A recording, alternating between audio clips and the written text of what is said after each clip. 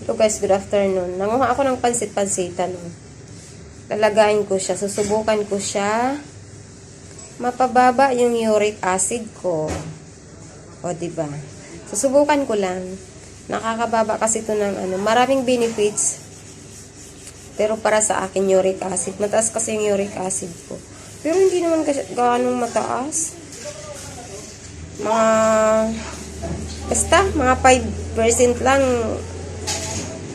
Mga 5% lang ba ang tumaas doon sa sa level ng normal na uric. Mga 5 points pala. Mga 5 points.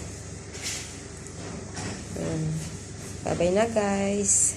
Thank you for watching. Bye-bye na guys. Thank you for watching. Lalagayin ko to mamaya. Susubukan ko lang naman. Hindi naman siya nakakalason kasi kinakain naman to.